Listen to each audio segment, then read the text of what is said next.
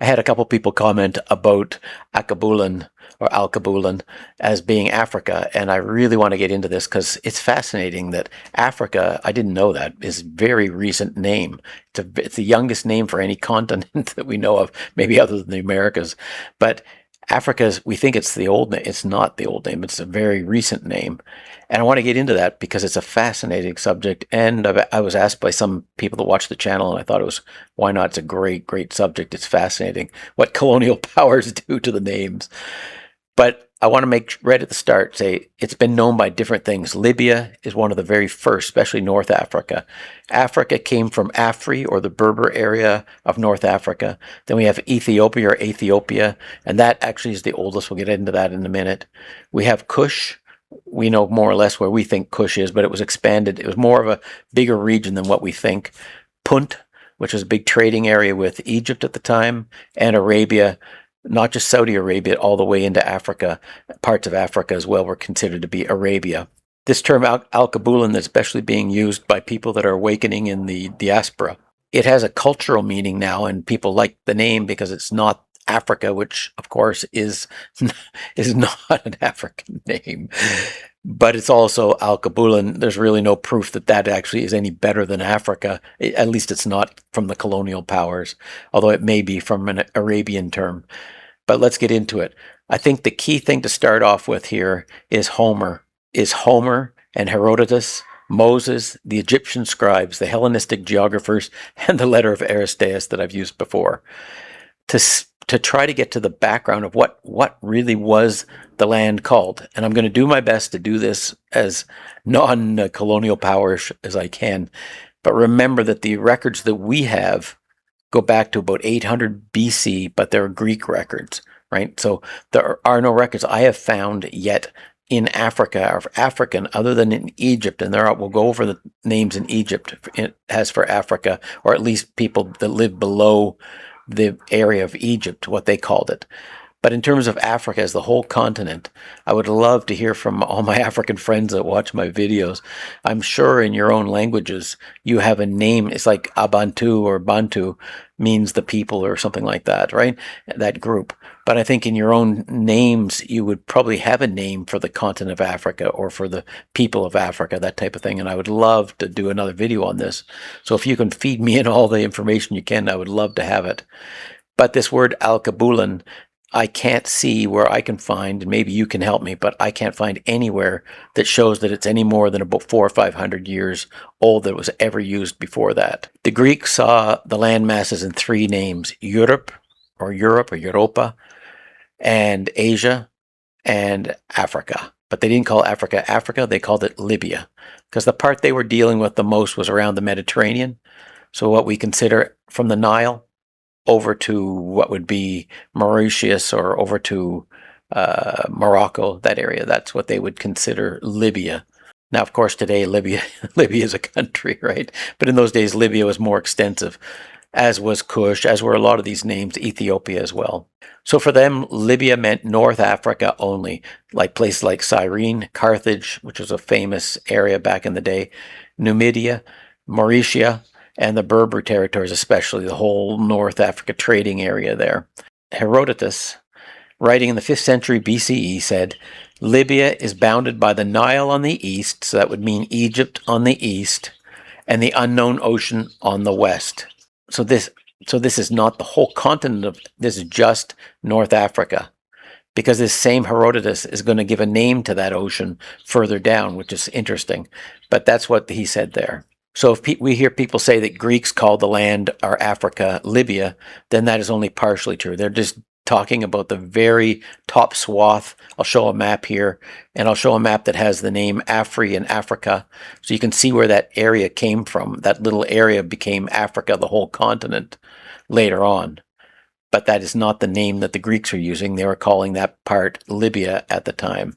But for everything below what they considered Libya, they had another name, and that name was Ethiopia or Ethiopia.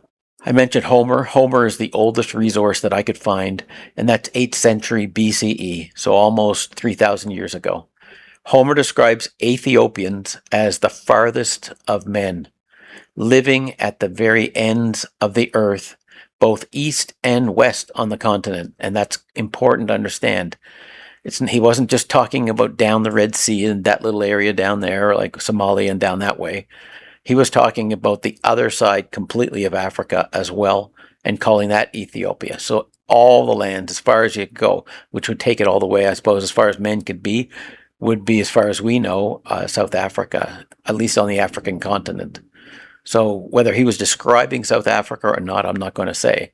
But the furthest of men, the ones that are the furthest away, are the Ethiopians. So what he was seeing, of course, was not a country like we have countries today, like Kenya, Tanzania, Uganda, and all these different names of these. Those are all colonial-made nations. Before that, he was describing a region, not a country, but a whole swath of peoples. As we know, among the Bantu, for instance, there's 500-600 different languages and peoples. And then there's Yoruba and Igbo. They're all, and all other people, Kishon, all the different groups of pygmies, different groups of people, probably thousands of different languages and groups mixed in. But what they called, the Greeks called them, okay, remember, I'm not giving you what the Africans called, because unless you help me with that, I can't find what it is in your native languages, what they called the people or the land in those days. And as I said, please put those in the comments. So he's describing a continental macro region below the area that they call Libya, or the part that they're most dealing with in trade, they call Ethiopia or Ethiopia. And I'll show some maps of that, where it shows that on the map, and the Ethiopian Sea, which is the Atlantic Ocean. And to me, that's one of the most fascinating things, is that even back that long ago, we're talking at Homer and those times, they were considering the Atlantic Ocean down around Guinea, where we would say Nigeria and all those areas are now. They called that the Ethiopian Sea. But they also called all the way over to where actual Ethiopia of today is, which is on the other side of the continent. They called that Ethiopia too. So we're talking this huge swath of Africa was called Ethiopia by the Greeks. So remember, I'm not trying to colonialize here. I'm just saying by the Greeks, that's what they used as terms. That's the earliest recorded that I could find. And remember, I'm not talking about your languages.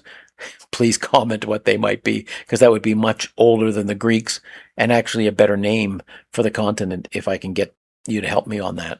Herodotus, in the 5th century BC, the one we mentioned already, he said that Ethiopia extends to the ends of the earth, the ends of the known earth that they could, which, the continent of Africa.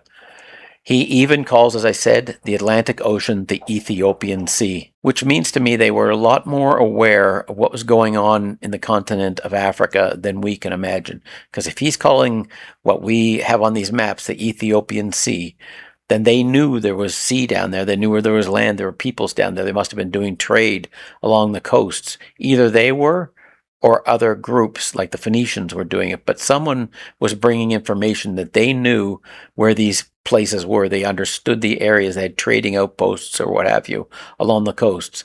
Don't have to say that the Greeks were in the very core center of Africa. That's not important to this.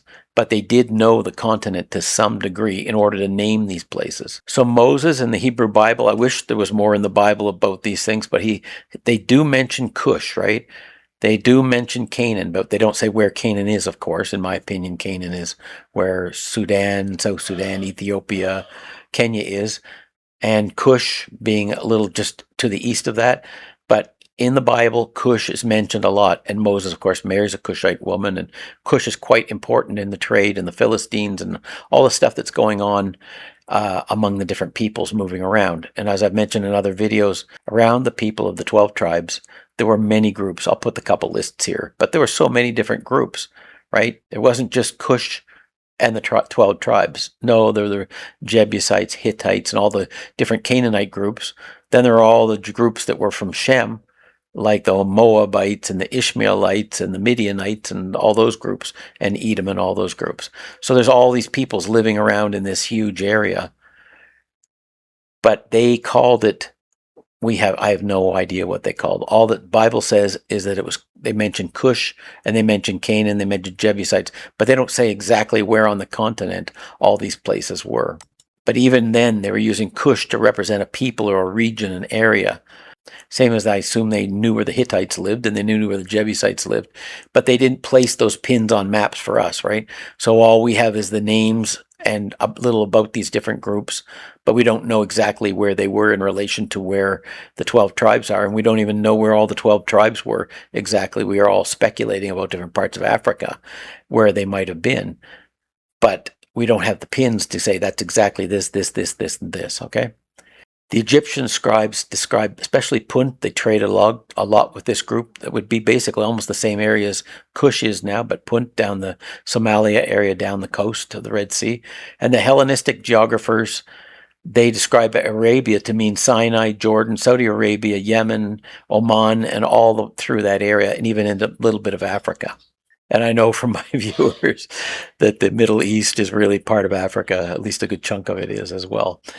And the Suez Canal didn't cut it all off. I'll throw this in because you might be interested. Did the Greeks sail around Africa? Well, the record will say no, but Herodotus reports that the Phoenicians circumnavigating Africa, the whole continent, around 600 BCE, right? So the Phoenicians, and of course their trade, it's not like people knew what was going on, right? So under Pharaoh Necho II, the Phoenicians sailed from the Red Sea around Africa and back up to Egypt. Now, he doubted the story, but he did record one detail. The sailors said that they saw the sun on the right-hand side while sailing west.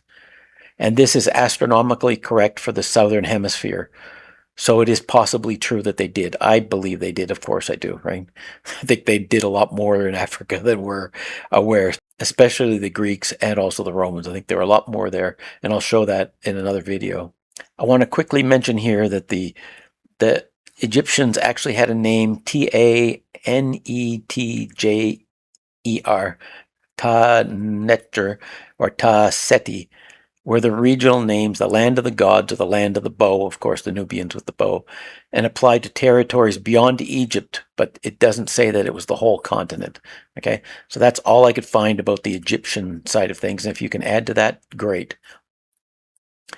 That the Afri or Africa comes from Amaziga, or the Berber origin, and the Romans encountered a Berber tribe called the Afri near Carthage. So then they changed it to Africa, or Africa Terra, or Earth, or land of the Afri. So then it became, African, or that type of thing. So that was interesting.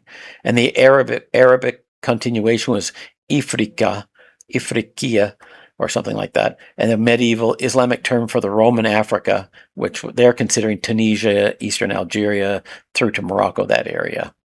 The earliest known uses I can find for this Alkebulan is from 1755, an André Trevet, French, I guess, Cosmographie Universelle.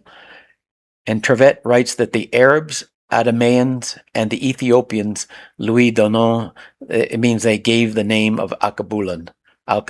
So he's saying that the Arabs, Adameans, and the Ethiopians gave the word Alkebulan for the place that they lived. So that was what they told him, or the name that he was given. So he treats it as an Arabic climate term connected to southern winds, possibly. But maybe the people were telling him the land was Alkebulan because it was Ethiopians telling him that, but that's only in 1575. In the 1600s, we see Louis Morieri, Antoine Ferroté, Delacroix, and Ofer Depper.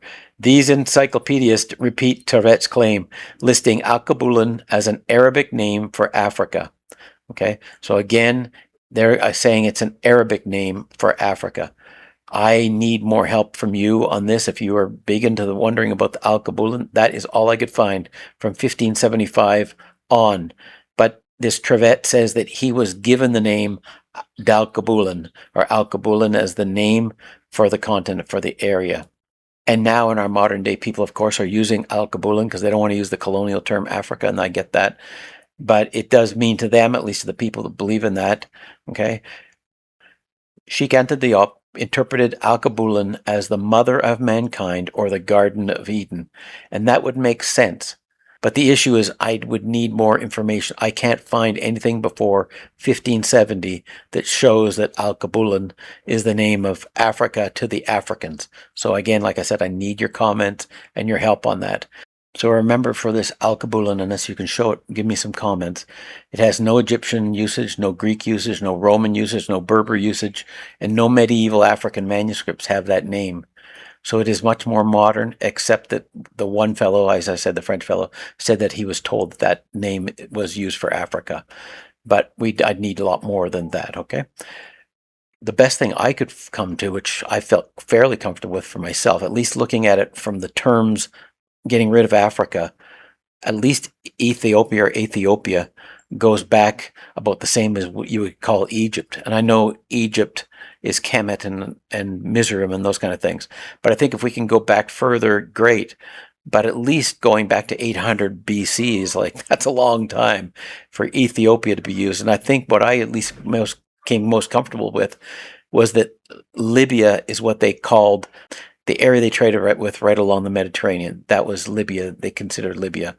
But everything under that, they considered Ethiopia, all the way from the Ethiopian Sea of the Atlantic, all the way over to the East Coast and the Rift Valley through Somalia, Ethiopia of today. And just remember, Ethiopia is a very small nation compared to what they're talking about. They're talking about calling the whole continent underneath the Libya part they call the North. That would be to them Ethiopia. And I find that fascinating.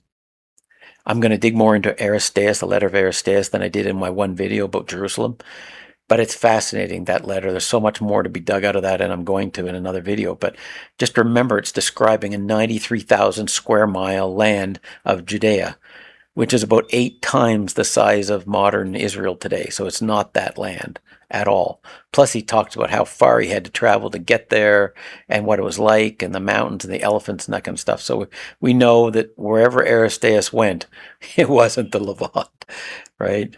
But when he describes in his letter, it's so fascinating because it actually matches up with what Homer and how Homer describes Ethiopia, and Herodotus, how he describes Ethiopia, and how Moses describes Kush and the lands of Kush, and the Egyptians describe the area of Punt. So the letter of Aristeas, although most people that believe in the Levant think the letter of Aristeas is a fraud because it describes basically an African land that Aristeas went to, so they can't have that to protect their vision of the world, right?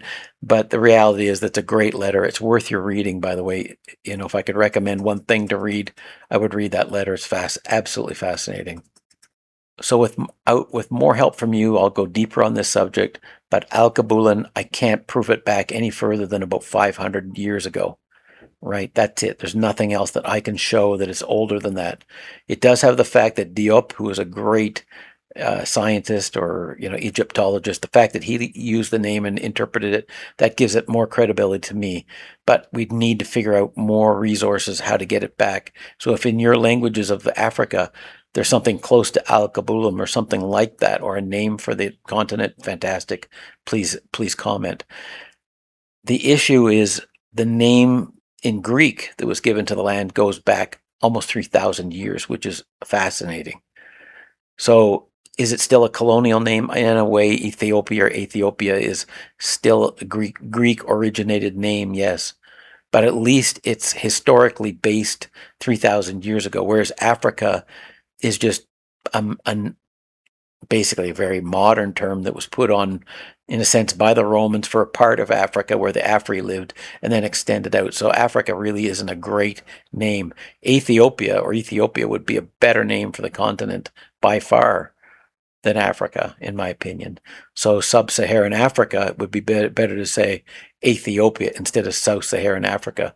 But if in my videos I say Ethiopia, people will think just the little country of Ethiopia, or not little, but the country of Ethiopia, when I'm really referring to all of Ethiopia. So I'll try to do that in my videos. I'll try to say, Ethiopia / Sub-Saharan Africa or something like that.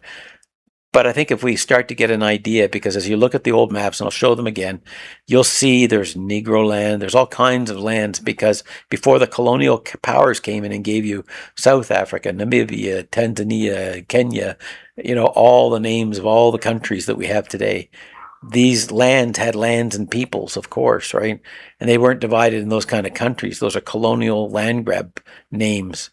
And I can understand why to Africans and even to North Americans, they don't like using those names, because it's a power play by, it's like Lake Victoria. Who wants to call it that? Not that I certainly don't love Victoria, the Queen Victoria, but it's just so crazy to have a land like Africa and the name of the lake be Lake Victoria. But be that as it may, that's the world we live in. So I'll put another video here of another one that I did that I think you might enjoy. If you enjoyed this video, I'll put the one on Aristeas in Jerusalem here, and I'll put another video here that I think you might enjoy that I just have made. And please take the minute to give the video a like if you've gotten this far, and comment, please. It helps. That really helps my videos. If you can at least give it a like and a quick comment, even a hello from Uganda or wherever you are, that would be great. And thanks for watching. If you haven't subscribed, please do. And thanks for all the attention you give to my channel and all the help. Take care. Bye-bye.